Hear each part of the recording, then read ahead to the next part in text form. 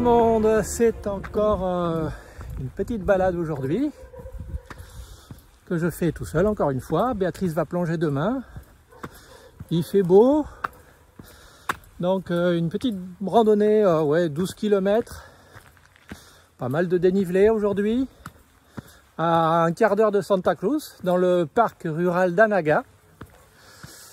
Donc ça devrait être un truc sympa, on va monter un petit peu haut, pas de forêt aujourd'hui, du soleil j'espère, peut-être des nuages. Comme d'habitude, je suis bien équipé. Allez, c'est parti. Il est 10h30. Retour sur le parking, je pense, vers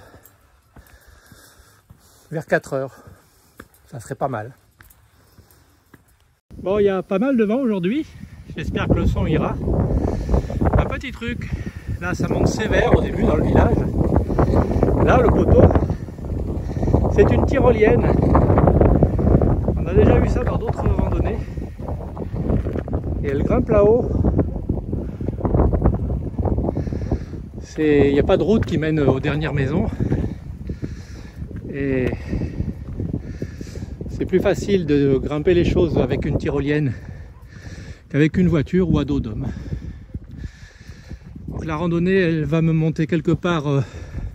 On va contourner la crête, passer dans la vallée derrière. Passer la vallée derrière les crêtes là-bas. Je pense que peut-être le petit patelin qui est là-haut et redescendre sur ce versant de cette vallée. Voilà le petit sentier, le petit chemin organisé pour monter aux maisons là-haut. Il y a les adductions d'eau à l'intérieur, ou les descentes d'eau usée, je ne sais pas, ou les deux. Ça monte pas mal. On imagine que quand on vit ici, on vit pas dans les mêmes conditions qu'à Santa Cruz, qui est juste là. Là, il y a un énorme paquebot de croisière. Il a quelques centaines de passagers actuellement. En temps normal, il doit en avoir, je sais pas, 3000 qui se déversent sur l'île toutes les semaines. Et en temps normal, des paquebots comme ça, il y en a un ou deux par jour. Actuellement, il n'y a personne. Ce sentier de randonnée, normalement, devrait être plein. Je serai probablement encore une fois le seul. D'habitude, on a des oiseaux. Là, c'est comme au Groenland. On a tous les chiens. Bon, petite discussion animée avec un habitant du coin, la maison en contrebas, puisque le sentier qui mène à sa maison est censé être le sentier de randonnée. Je vais vous faire voir. Voilà la maison en contrebas. Les dizaines de chiens que je viens de vous montrer sont à lui. Et il m'a dit qu'il n'y avait pas de sentier. En fait, le sentier présumé, il passe en dessous là. Voilà. On le voit un peu. Et il remonte un petit peu plus loin par là-bas. Et donc il m'a invité soit à faire demi-tour, soit à aller de l'autre côté de la vallée, ce qui n'est pas mon intérêt, soit à me démerder directement à travers la nature. Alors, ça fait pas un gros écart, mais là je suis sur quelque chose qui n'est pas balisé, qui n'est pas aménagé. J'espère que ça mène quelque part. Voilà, en bas où je me suis pris le chou avec le chien et ses maîtres, je suis passé par à flanc de colline. Et en fait, il y a probablement un bout de chemin qui contourne derrière et qui rejoint ici le petit canal d'adduction d'eau, plus ou moins abandonné, qui est la piste que je vais suivre. Je vais la suivre, voilà, jusqu'à flanc de montagne en face. Il y a un petit tunnel là-bas, on va traverser. Et on va bien voir. Ici, ça devrait être plus facile et plus aménagé. Allez, on reprend. Voilà, je suis sur le petit canal d'adduction d'eau, tout petit. Il suit la courbe de niveau, donc c'est pas difficile.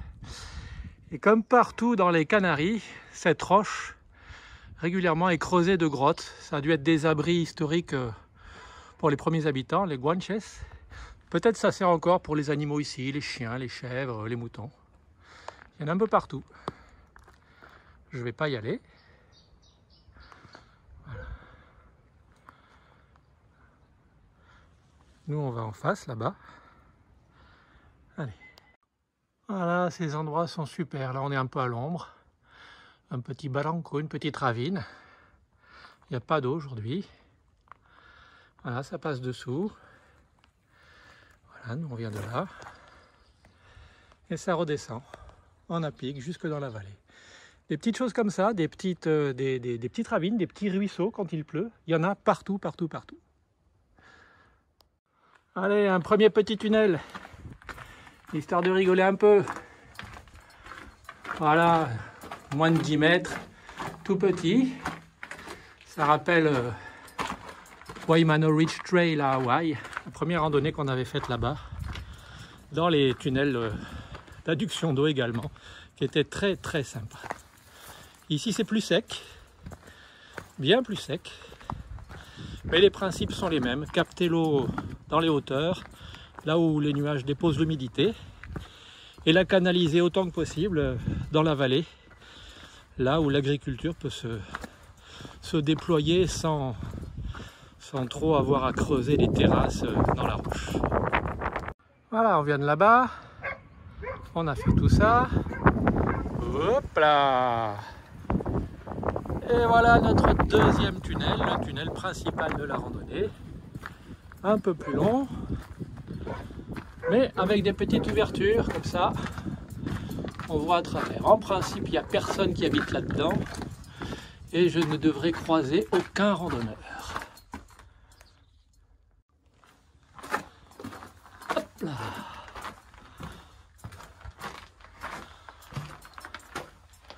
Alors bien sûr, il faut faire gaffe parce que si on rate la marche, on tombe. Là, c'est juste un petit éboulis, hein. Mais il se dit que sur certains de ces tunnels, on est directement à flanc de falaise, à 50, 100, 200 mètres du sol. Ici, c'est tranquille. Pas d'eau, pas de pluie, pas de falaise. Et voilà.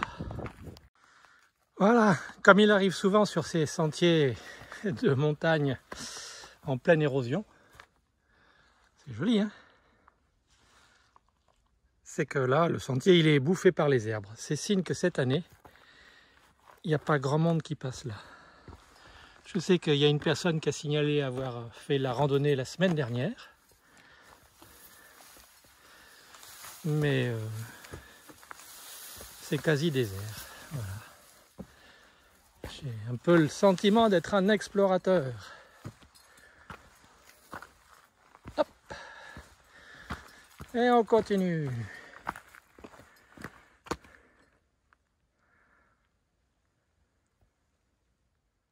Et ici, une petite bifurcation imprévue. En face, le sentier que je suis censé suivre. Ici, un petit tunnel qui n'est pas sur la trace de la randonnée, qui est accessible. Je sais que quelques personnes y sont passées, puisque j'en ai les éléments. Mais il est très possible que ce soit un petit tunnel qui aboutisse à rien du tout. Donc, comme je suis curieux et que je viens là qu'une seule fois dans ma vie, je vais voir. Hop là. Désolé pour la qualité de l'image. Hein.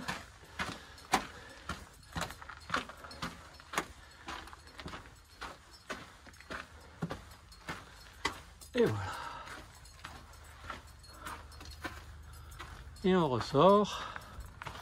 Alors évidemment, il n'y a pas de sentier qui vient de là, donc c'est pas un raccourci de ma randonnée. Je vais regarder, peut-être que la mienne est en contrebas, ou qu'elle rejoint et qu'elle remonte un peu. Mais c'est probablement quand même le seul accès pour aller sur la vallée d'à côté. Donc je vais vérifier. Voilà. Là-bas Santa Cruz, les bateaux de croisière. Jasmin, il est là. Coucou Béa. Bon, me voici perplexe. Je suis à un endroit où derrière moi, il y a une espèce de bout de sentier. Et devant moi, je vous montre, devant moi, il y a la montagne. À droite, il n'y a que dalle. À gauche, il y a un ibouli avec un tunnel. Alors on va aller voir, c'est la seule issue que je puisse concevoir. Bon, là ça rigole pas, c'est effectivement le passage, on voit le jour au bout. J'ai pris une lampe frontale, ça tombe bien. On va aller s'enfiler là-dedans. Et voilà, tenue de spéléologue, on y va. Bon, la surface est plane, hein, c'est sec, il n'y a pas plu depuis longtemps. C'est sympa. Il y a des gens, je sais, pour avoir lu pas mal de commentaires, il y a des gens qui aiment beaucoup ce genre de... Voilà, les anciens tunnels d'adduction d'eau. Ça, c'est le sentier d'entretien. Il y a beaucoup de gens, oui, je disais, qui hésitent à se lancer là-dedans, surtout quand ils voient les boulis au départ, parce que ça veut dire que ça peut s'effondrer de partout, à tout moment. C'est ça, d'être sur une île volcanique. Mais il y a beaucoup de gens qui adorent ce genre de randonnée, justement parce que peu de gens y vont, et que ça fait partie de la vie de ces îles volcaniques, et que c'est des endroits sympas, quoi.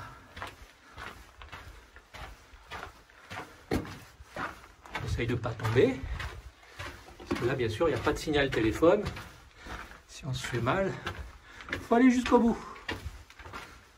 Non, je rigole, je le dis à chaque fois, on se fait pas mal en randonnée. C'est interdit, ça fait partie du règlement intérieur.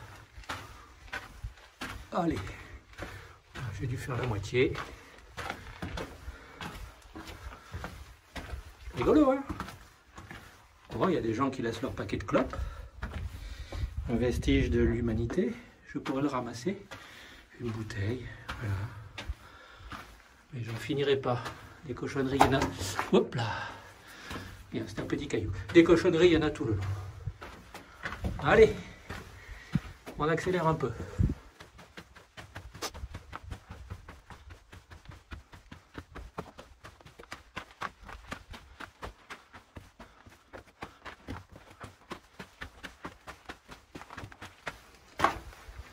Voilà, encore un peu d'effondrement.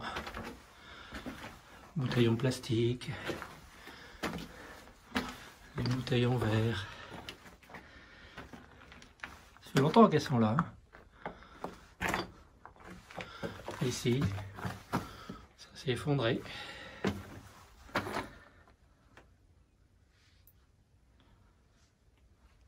Voilà, je vous disais les vestiges. Et on vient de là-bas.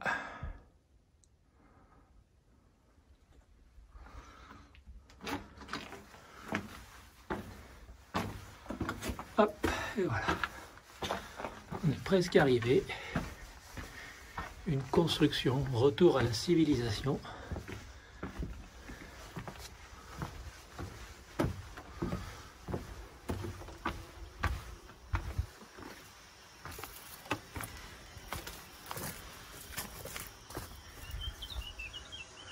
Et on est ici sur les adductions d'eau actuelles.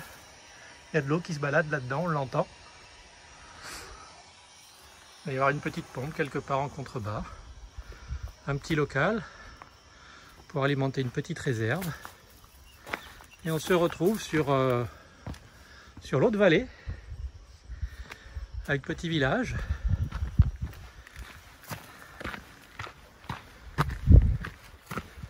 Et on va chercher quel est le sentier à suivre. Je pense que je vais pas descendre là-bas. C'est joli, hein?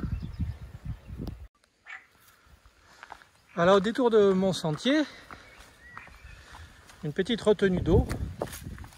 Et le plus étonnant, bon, il y a de la végétation, mais c'est truffé de grenouilles.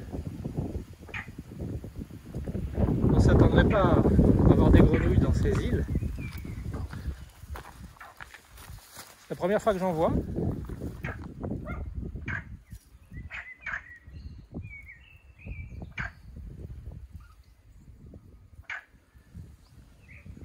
Alors, on est dans un parc rural, agricole. Chaque fois que c'est possible, on stocke l'eau un exemple des cultures ici. Là, on a un mélange de maïs et en dessous, ce sont des courges quelconques. Voilà. La courge, maïs, et puis ça, je ne sais pas, des tomates peut-être, des pommes de terre, j'en sais rien, une racine peut-être, je ne sais pas. Au détour du sentier, les inévitables bananes.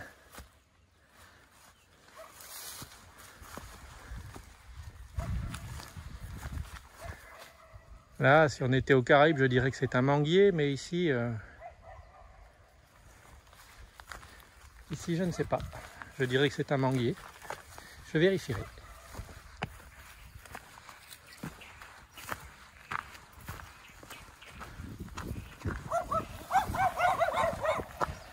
Les petits clébards, comme partout. Et je vais essayer de les éviter ce coup-ci. Alors comme toujours ici, il faut savoir quel est le sentier. À mon avis, moi je vais prendre à gauche pour aller m'enfiler en face là-bas pour contourner l'arête. Sinon ici, je redescends sur le village, ce qui n'est pas dans mon intérêt. Le truc un peu inquiétant sur ces sentiers, c'est que il y a plein de clébards. Alors jusqu'à présent, ceux qui étaient en liberté, c'était des tout petits, voire des bébés chiens. Ils n'avaient pas l'air vraiment agressifs. J'en ai entendu un ou deux qui n'étaient pas commodes. Là, il y en a plein dans le coin. On se croirait au Groenland.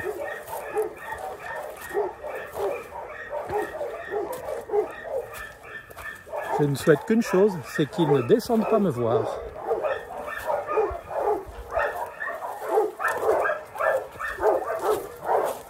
On poursuit le côté culturel. Là, on est sur la deuxième petite vallée par rapport à Santa Cruz, qui est juste à côté. Hop là.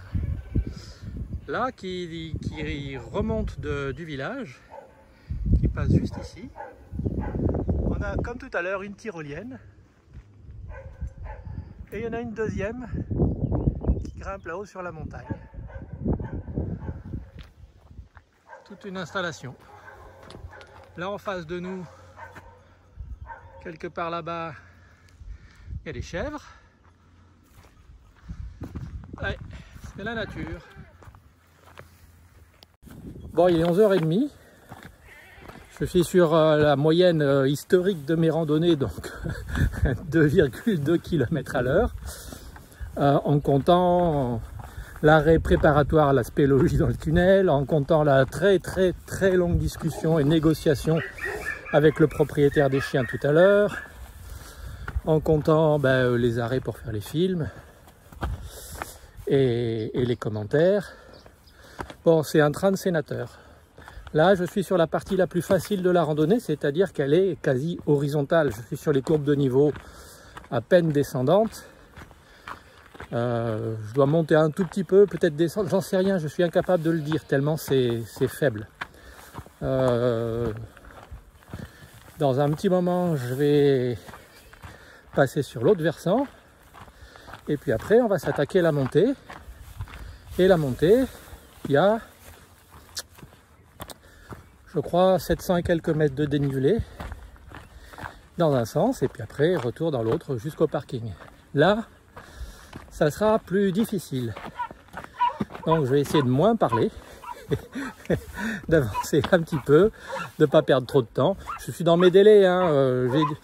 J'ai parié, j'ai tablé sur une arrivée vers 16 h. Je ne devrais pas être très loin si je continue à suivre ce rythme. Mais la montée va être pentue. La descente va être pentue. Le rythme n'y sera pas forcément. Donc, la journée est longue. Les journées sont très longues en ce moment. On en profite. Et on avance un peu. Bien. Voilà, je vais m'enfiler dans la petite vallée qui est là. Voilà, le détour de mon sentier est là. Et on va aller par là. Et là, on va avoir un peu de vent. Je suis content parce que le vent fait que les nuages qui encombraient toutes les vallées ce matin se sont levés. On le voit, c'est quand même perturbé dans le ciel. Donc mes enregistrements audio vont être un peu perturbés à partir de maintenant, potentiellement. Je ferai de mon mieux. Allez, on y va.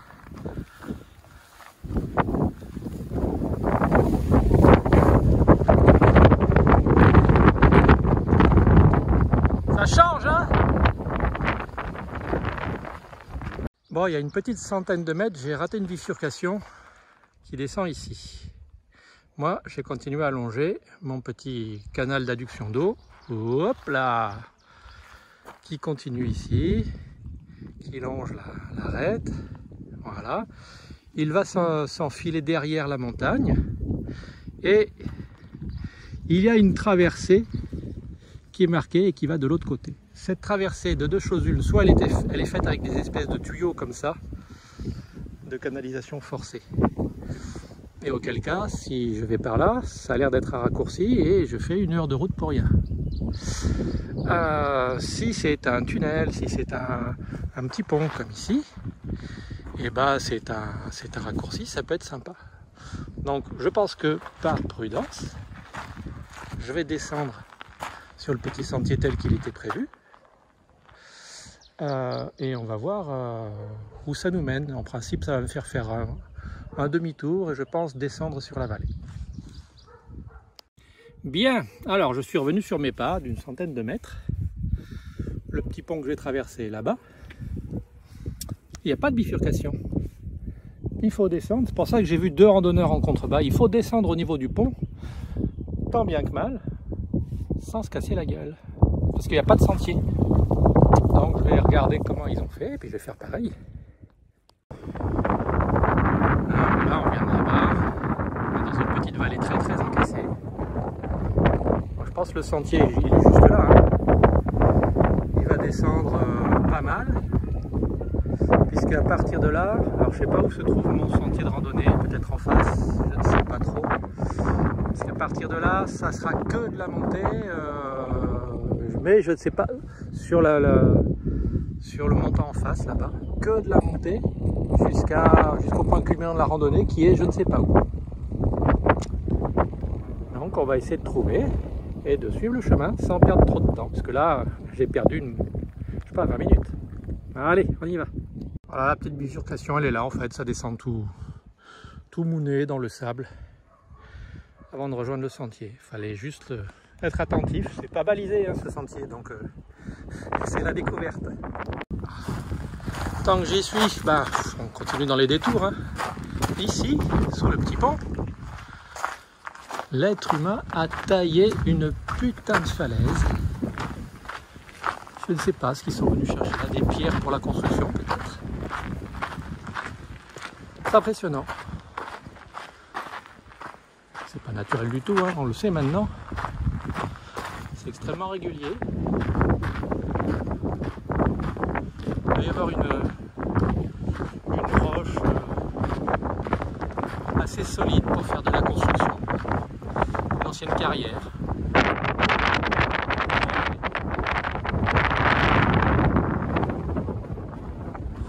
Et mes 2 randonneurs, je vais essayer de leur passer devant. Je me demandais ce que faisaient les 2 randonneurs que je viens de croiser, qui étaient au pied du petit pont, en train de fouiller dans le mur de pierre. Et ils ont fouillé un bon bout de temps, parce qu'ils étaient déjà là quand je suis arrivé, quand j'ai dépassé le stade, quand je suis revenu, puis quand je suis revenu pour descendre et prendre le sentier actuel.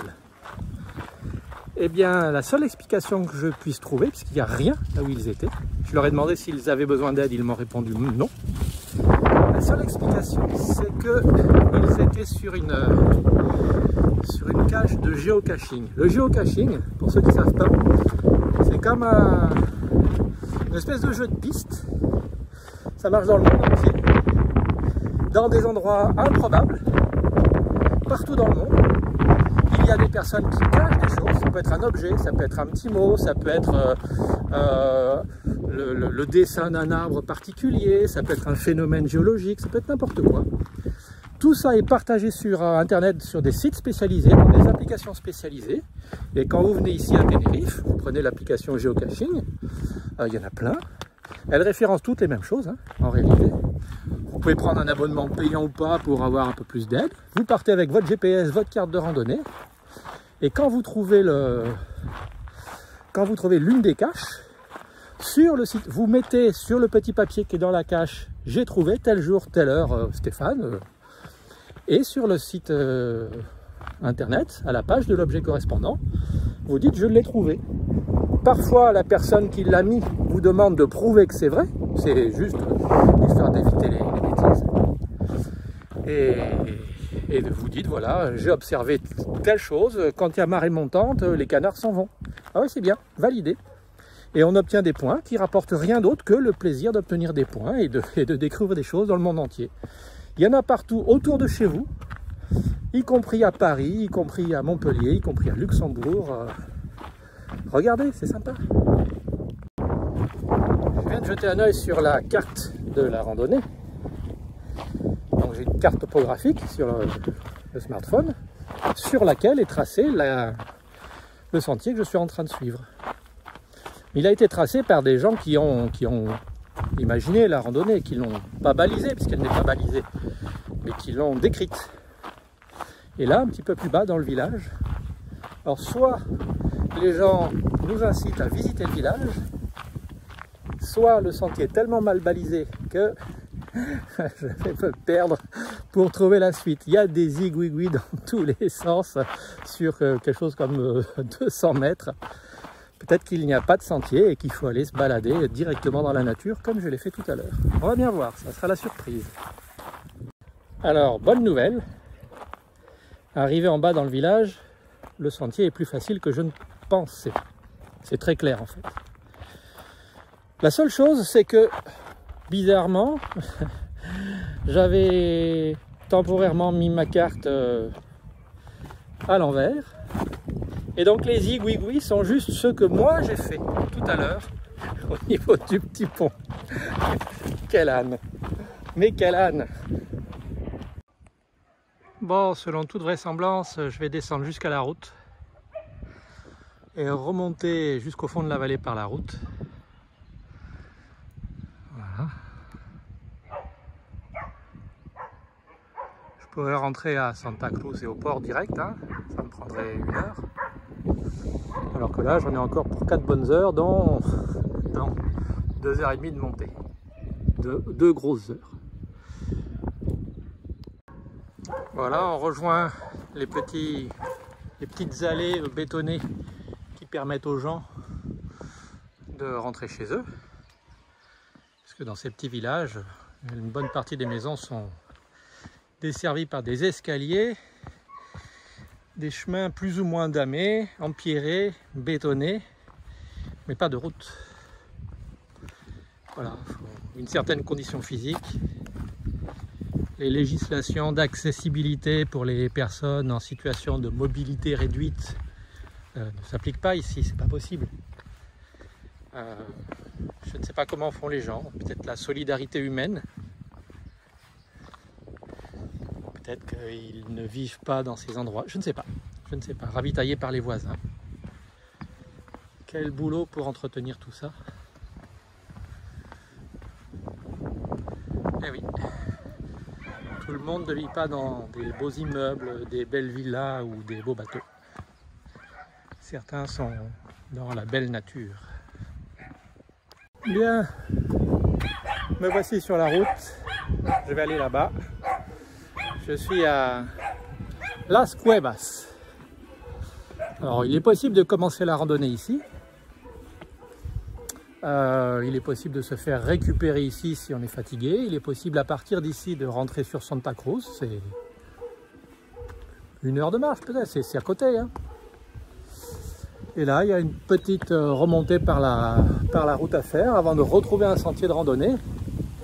Donc à partir d'ici, ça ne fait que monter. Gentiment par la route et puis après, de façon un peu plus abrupte, par le sentier. Ça y est, on retrouve un sentier de randonnée balisé. Voilà la machine.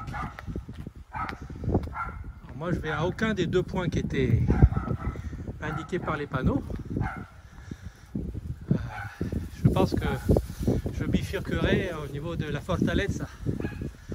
Mais là j'ai dû faire 4 km à peu près. Il en reste en théorie à peu près 8. Donc j'ai devant moi 4 km de montée. Sans interruption. On va bien voir où ça nous mène. Un petit sentier qui pour le moment est recouvert de cailloux. Donc assez praticable, pas trop difficile. Ça monte un peu. Mais bon, c'est gérable encore. Beaucoup de petites fermes, de petites plantations, plein de petits chiens. Bien sûr, les cultures en terrasse, donc beaucoup de murs. Un travail titanesque de fabrication et un travail continu d'entretien. Voilà. C'est pas l'agriculture de la Beauce avec des tracteurs guidés par GPS. Ici, c'est la volonté de l'homme qui fait tout. Y compris celle du randonneur. Vous voyez ces petits trucs blancs sur la palme de figuier de Barbarie. Je pense que ce sont les fameuses cochenilles. Voilà, quand on les écrase, ça se voit pas ici, mais là sur mon doigt. Non, non, j'ai pas mal. Hop, j'essuie. Voilà, j'ai rien. C'est le fameux, on voit pas bien, hein, c'est le fameux rouge carmin. Vous vous souvenez? On vous en a déjà parlé. Le rouge carmin, la seule et unique raison pour laquelle les Canaries sont plantées de figuiers de Barbarie. Les figues de Barbarie sont pas alimentaires, tout au plus on les donne aux cochons. Et encore, je ne sais même pas.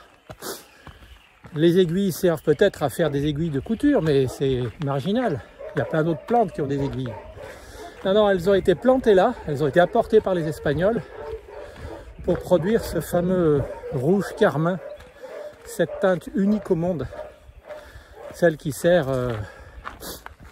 pour teinter les étoffes de grand luxe en rouge sang éclatant, bien oxygéné.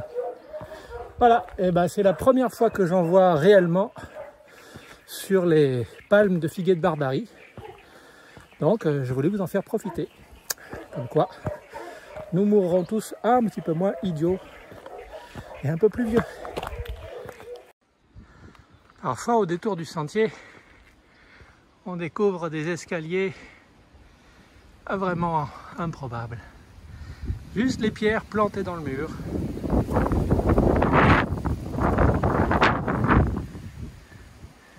Les architectes chez nous sont heureux de dire « Oh, je vous ai fait un escalier suspendu ». Voilà ce que c'est un escalier suspendu. Je n'essaierai pas.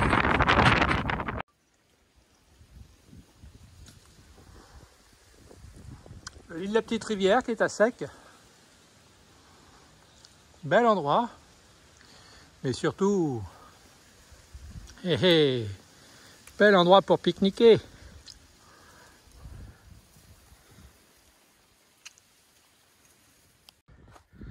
Voilà, on vient de ce petit sentier.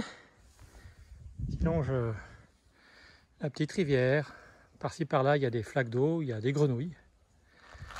Tout à l'heure, j'ai croisé un âne. J'ai entendu une poule, une chèvre. Et pourtant, on est au milieu de nulle part. Il y a quelques oiseaux. Toujours très peu d'insectes. Des lézards. Ah, une énigme dont il faudra chercher la réponse. Là, à l'instant, je viens de vous montrer un petit peu le paysage où j'étais. Et là-bas, j'étais debout là-bas, sur les pierres, et sous un tas de pierres sous les plantes en fait, j'ai entendu un gros grognement. Pas un chien, pas un troll, on n'est pas en Norvège, hein. Je me demande si dans cette forêt de pierres et d'arbustes, dans cette savane quoi, je me demande s'il n'y a pas des sangliers. Pourquoi je me pose la question, c'est que l'autre versant de la colline, tout à l'heure, il y avait un panneau chasse gardée. Et je sais que chaque année dans les îles, il y a une période de chasse, mais je ne sais pas ce qu'ils chassent. Donc voilà, un petit sanglier dans son terrier, planqué sous les plantes, je ne sais pas. Mais c'était flippant comme cri. Mais il m'a pas bouffé, c'est le principal.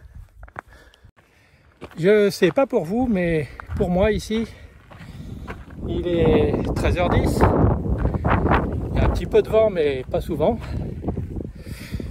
Il fait très chaud aujourd'hui. Ça monte bien. Et il est donc temps de déployer les bâtons de randonnée pour s'aider un petit peu. Allez.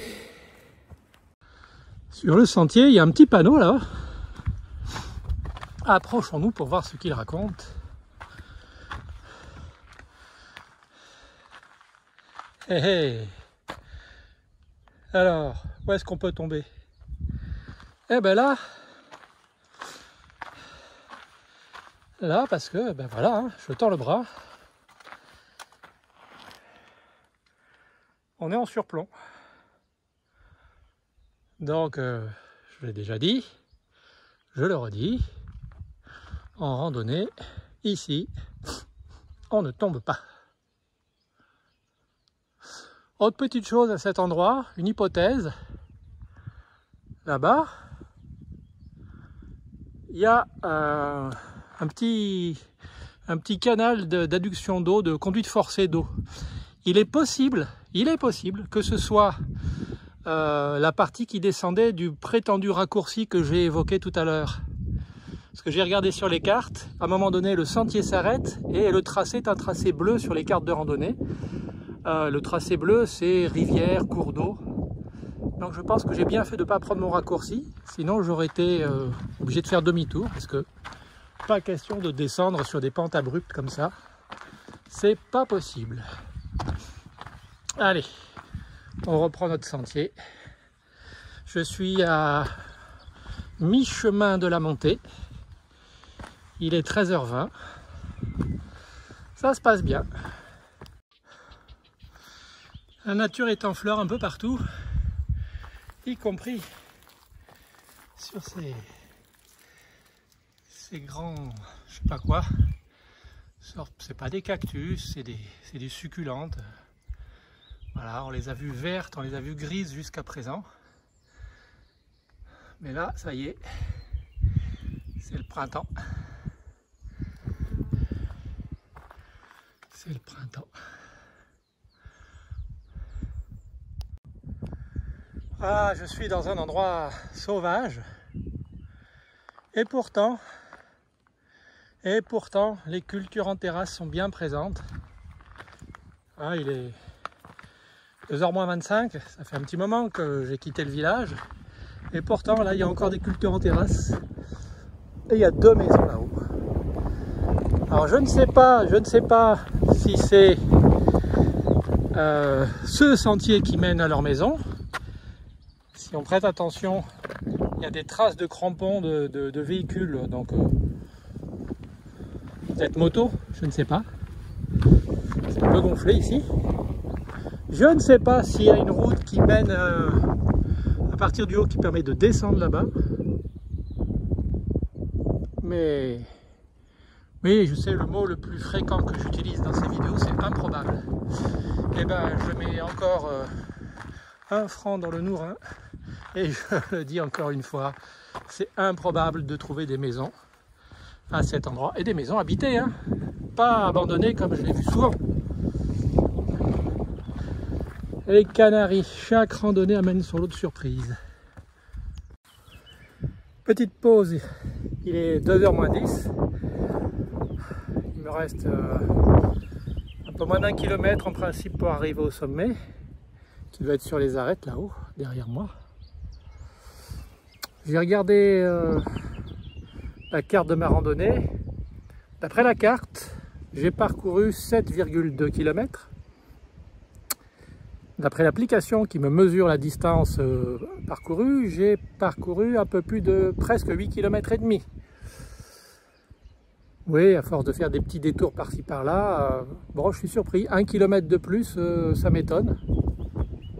Voilà, les distances données par les applications sur les pistes de randonnée sont toujours un peu ambitieuses, je crois. Il faut les prolonger. Mais tout va bien, je vais manger un petit truc et je m'y remets. Ce qui est sympa en cette saison, au printemps, c'est qu'on a des fleurs partout. Des espèces de chardons, des... Alors, on ne sait pas quoi, hein, parce qu'on n'est pas botaniste. Du bleu, du violet, du parme, du mauve, ce que vous voulez. Je ne suis pas regardant sur l'appellation de la couleur.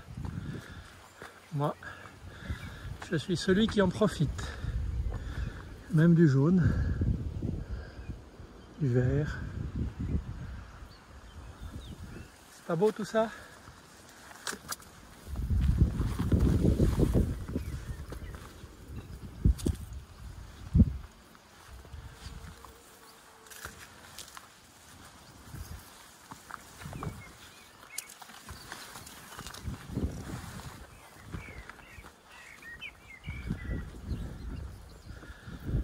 Et tout là-haut, à côté du col, à droite du col, encore une maison. Alors pour tout vous dire, les deux maisons qu'on a vues tout à l'heure, je n'ai croisé aucun sentier, même petit, qui permette d'y accéder. Mystère et boule de gomme, encore une fois. Vous vous souvenez, je vous dis que sur ces îles, il y a des choses très inattendues en permanence. Là, sur le chemin que je longe, il y a une petite chose, je vais vous faire voir. Étonnant. Voilà, on arrive des fins fonds de la vallée là-bas. À l'horizon, c'est un morceau de Grand Canarie, avec un petit bout d'océan. On est passé par derrière là-bas. En contrebas, il y a un eucalyptus, il y en a quelques-uns.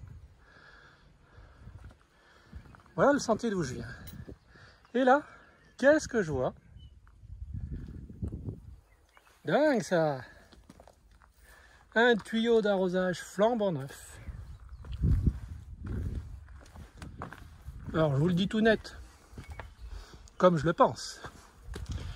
S'il y a un panneau McDo 50 mètres, je mange mon chapeau. On va essayer de voir où il va, s'il est possible d'y aller. Sinon, tant pis. Encore un mystère.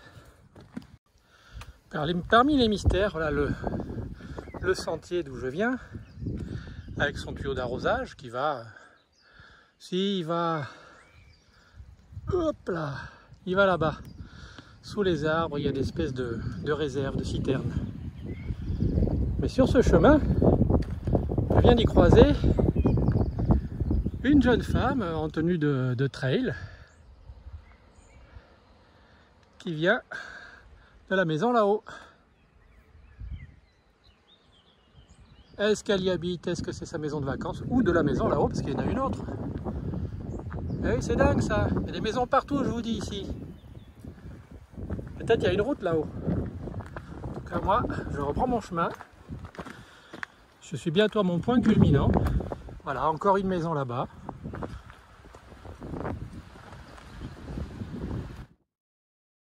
Bon, on arrive en haut. J'essaye de monter un peu la voie parce qu'il y a beaucoup de vent. J'espère que ça va enregistrer quelque chose. Il y a quelques maisons. A priori, mon sentier, ça doit être sur la gauche.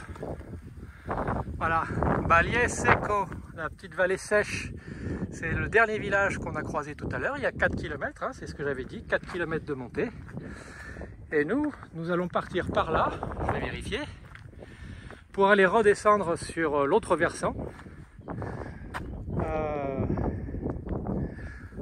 Sur l'autre versant et redescendre là d'où nous sommes venus.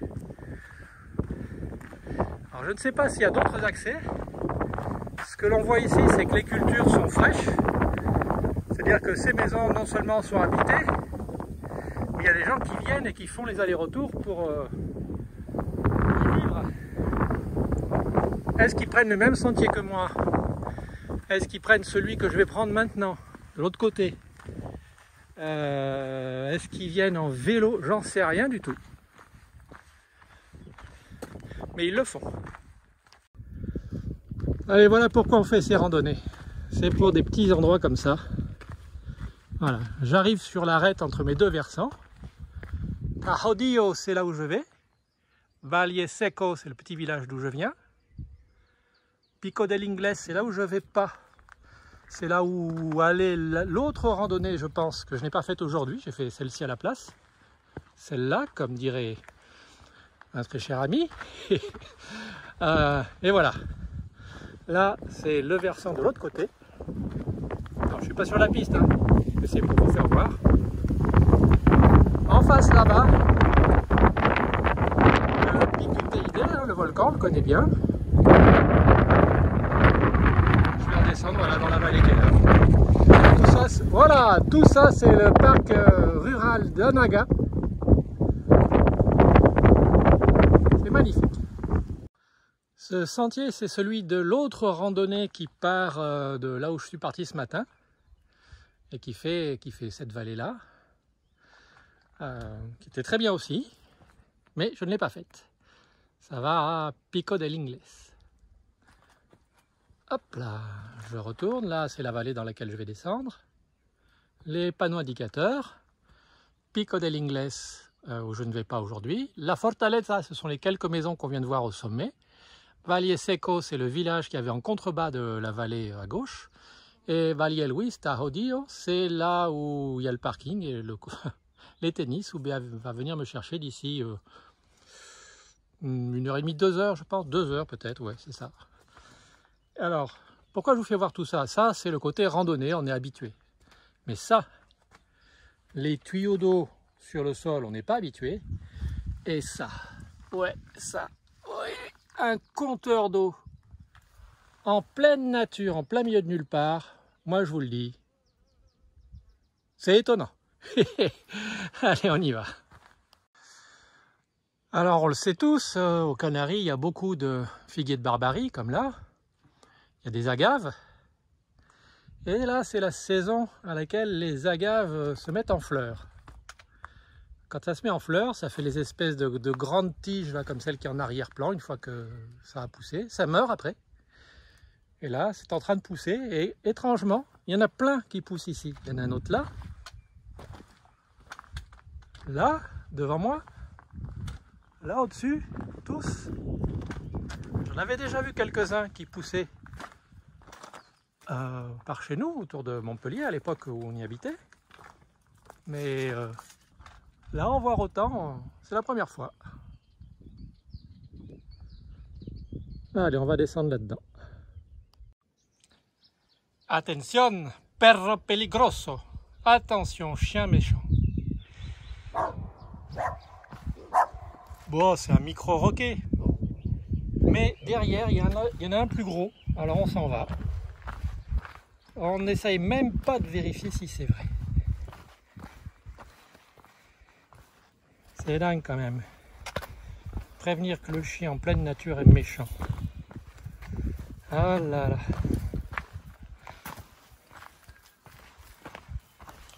Et la chèvre en contrebas. Hein? Elle va m'attaquer, elle va me manger. Devant moi, il y a un couple de jeunes qui vient de... là, il y a un eucalyptus, ils viennent de par là, ils se sont baladés là-dedans. En fait, je pense qu'ils sont venus du même endroit que moi. Et ils cherchent le lac qui est derrière la crête, derrière le piton rocheux, derrière la crête là-bas. C'est assez loin en fait, il n'est pas sur ce sentier-là. Et ils n'ont pas trouvé, ils se sont égarés et ils sont venus à travers la campagne où il n'y a aucun sentier. Donc là, je leur ai indiqué le chemin pour aller au lac. Il faut descendre comme moi et prendre à droite dans un petit kilomètre, ça va être indiqué.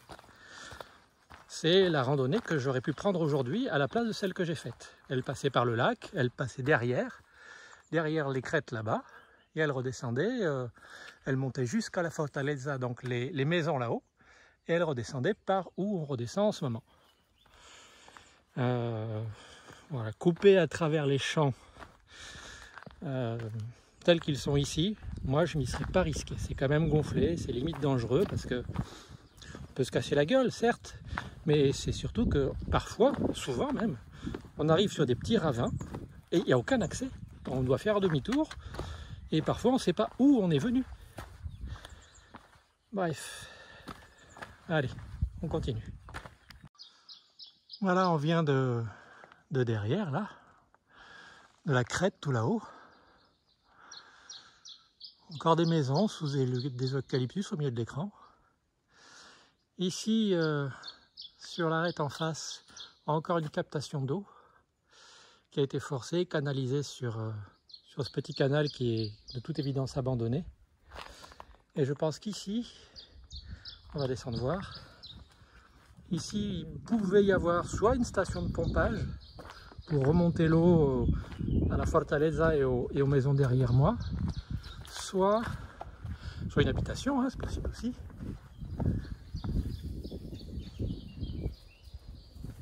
Soit un point de stockage, un ensemble de citernes. En tout cas, c'est très visiblement abandonné. Mes deux randonneurs sont toujours devant moi, ils cherchent toujours un sentier latéral sur la droite pour les amener à un lac. Qui va être magnifique, très très grand lac dans le coin. Je pense que c'est un lac de retenue d'eau probablement. Je ne les accompagnerai pas. Ça serait une bonne idée puisque il est 3h30, j'ai encore le temps. Ça me rallongerait de 2 heures je pense. Mais je serai fatigué. Je commence à voir le genou droit qui tire. Bientôt ça sera le gauche. Ça sert à rien de se dégoûter des randonnées. Moi je profite, je prends du bon temps. Le lac, j'irai un autre jour par l'autre randonnée. Et je reviendrai d'ailleurs par le même chemin qu'ici. Ça ne change rien. Allez, peut-être je vais leur donner une indication. Bon, voilà la bifurcation qui mène au fameux lac.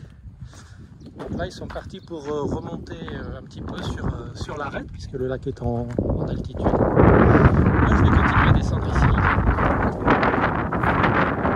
va rester peut-être 1 heure de descente. Peut-être moins, je ne sais pas encore. Bah, je descends pas trop vite. Le vent rafraîchit bien l'atmosphère. D'ailleurs on le voit au nuage, là-haut ça souffle fort en altitude. On le voyait tout à l'heure sur l'océan, il y a des moutons. Ça doit être sportif en mer actuellement. Voilà, on vient de là-bas. Au milieu de l'écran, c'est l'espèce de construction où s'achevait l'acheminement d'eau de tout à l'heure. Là, la petite rivière, un petit lit de rivière que je viens de franchir à gué. Le sentier qui passe dans les herbes, totalement invisible. Et qui se prolonge quelque part là-dedans. Il n'y a pas grand monde qui passe en ce moment, c'est super. Voilà un bel endroit, une vallée encaissée, un barranco. Petite rivière en bas, il y a un petit peu d'eau, il n'y a pas d'eau qui coule, il n'a pas plu depuis un bout de temps. Donc ça c'est de l'eau qui reste, de l'eau stagnante, avec des têtards, des grenouilles, des insectes. Alors, j'ai trouvé comment une partie des gens qui habitent dans les hauteurs font pour s'approvisionner ou pour y aller. En fait, j'ai croisé un âne tout à l'heure et j'ai aperçu un cheval et des crottes d'âne ou de cheval sur le chemin. Je pense que ce sont des vieux sentiers muletiers. et que les mules, les ânes ou les chevaux sont encore utilisés. Alors il est vrai qu'en montagne, comme ici, on peut considérer qu'on est en montagne, hein. Il est vrai qu'en montagne, marcher pour s'approvisionner, c'est la règle, puisqu'il n'y a pas de route. Et il n'y a aucun accès par les hauteurs, j'ai vérifié. Donc ce sentier et celui que j'ai pris à l'aller sont les seuls qui permettent d'accéder aux maisons que j'ai croisées jusqu'à présent. Si, il y a le sentier qui va sur le nord, mais c'est pareil, c'est aussi difficile. Donc je ne sais pas si les gens habitent là, si c'est des résidences temporaires pour les bergers, pour certaines saisons. Je ne sais pas, il y avait des cultures pérennes. Voilà, les gens vivent là, depuis longtemps probablement. Voilà, on vient de là-bas, dans les montagnes. Et voici les premières maisons, tout à fait au bout de la route. Donc ça sent la fin de la randonnée. Il doit rester un quart d'heure, 20 minutes de marche. C'est une belle balade. Un très très beau temps. Je craignais un peu qu'il y ait des nuages et du brouillard aujourd'hui. J'avais pris pull, veste coupe-vent et tout. Et finalement, j'ai eu très chaud. Donc c'est parfait. Voilà, fin du sentier par lui-même.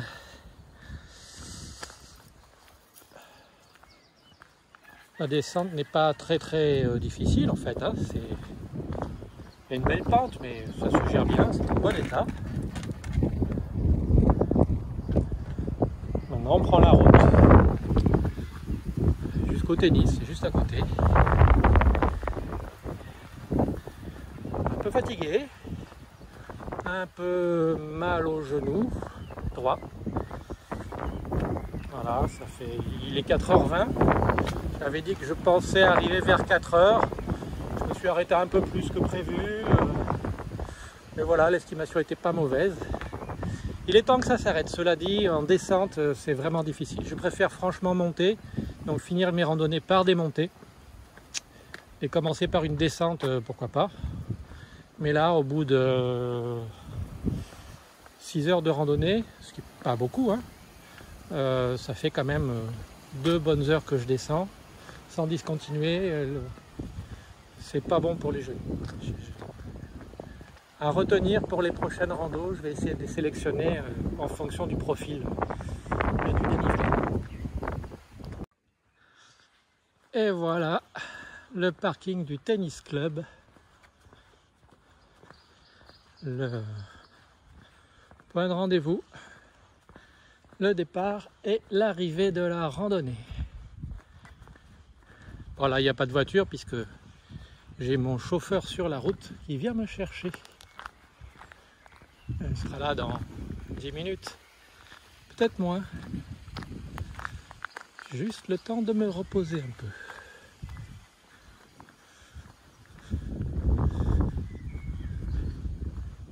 Terminé.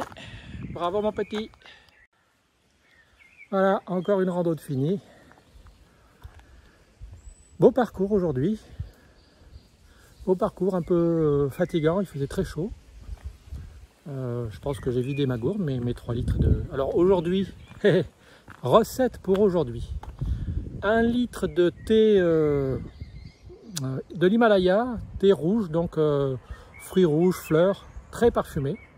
J'ai préparé hier soir. Voilà mon chauffeur. Et 1,5 litre d'eau, 60-80 grammes de sucre et une demi-cuillère de sel. Excellent, très bon choix. Allez, au revoir à tous.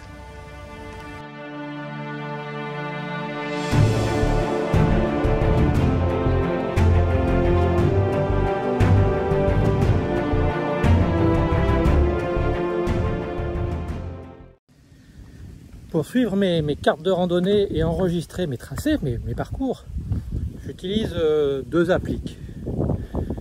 2 appliques américaines. Le plus souvent, j'utilise ViewRanger, qui est très bien pour les enregistrements des tracés, pour les sauvegardes,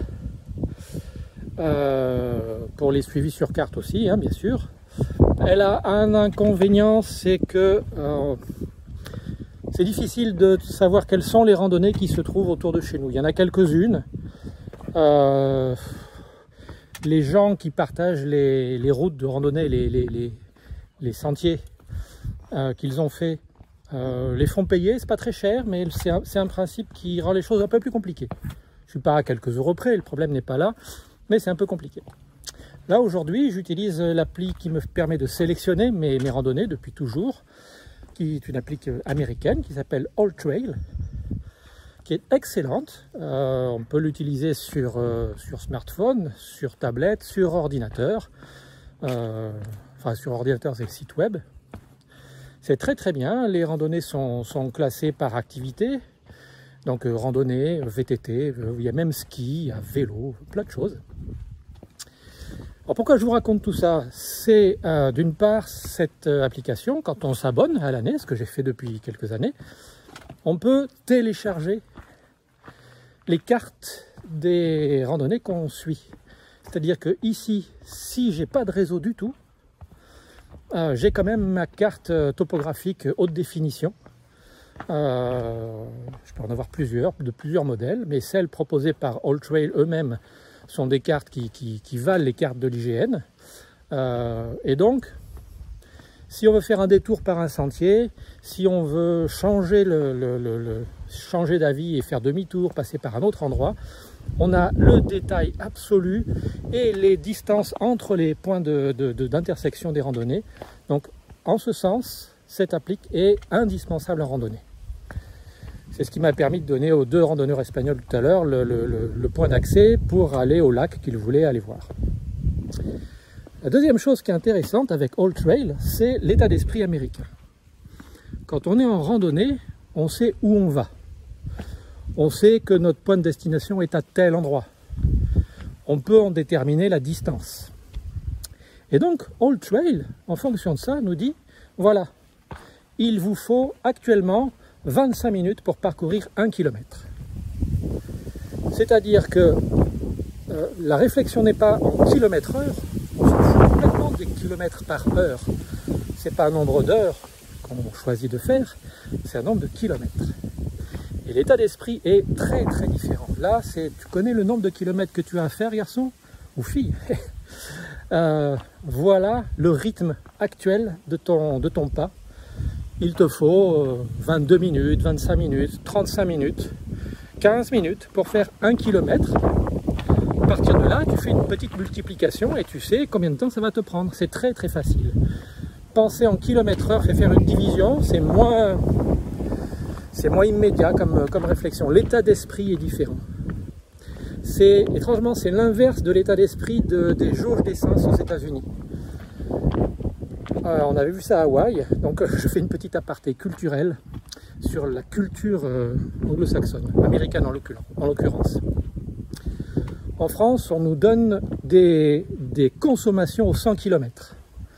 Voilà, si vous voulez parcourir 100 km, ce que ça va vous coûter en carburant ou en euros. Les graduations et les ordinateurs de bord des véhicules aux États-Unis, c'est pas du tout ça. C'est voilà combien de distance on peut parcourir avec une quantité de carburant connue. 1 gallon en l'occurrence, l'unité anglo-saxonne. C'est l'esprit pionnier. C'est l'esprit j'ai des réserves, jusqu'où est-ce que je peux aller. L'esprit européen, c'est qu'est-ce que je peux consommer, qu'est-ce que je vais consommer si je veux aller là. L'état d'esprit inverse, ça explique beaucoup de choses dans la différence de nos cultures respectives. Ni en bien ni en mal, mais ce sont 2 approches diamétralement opposées. La réflexion est inverse en randonnée, mais en randonnée, la réflexion américaine, moi, me paraît pleine de bon sens. Voilà combien de temps je mets pour faire 1 km ou 1 mile selon les graduations que je donne. Et vous racontez tout ça pourquoi, enfin? Eh bien, c'est que ça fait passer le temps. Il me reste encore, je ne sais pas, une demi-heure, 3/4 d'heure de descente. J'en ai pas marre, le spectacle est magnifique, l'endroit est encore une fois extraordinaire. Hop là! Oh, je récupère, le téléphone vient de me dire qu'il était en mode économie d'énergie, il va bientôt s'arrêter. Donc je parle, ça me fait passer le temps et puis ça vous fait partager. J'ai l'impression d'avoir quelqu'un à côté de moi.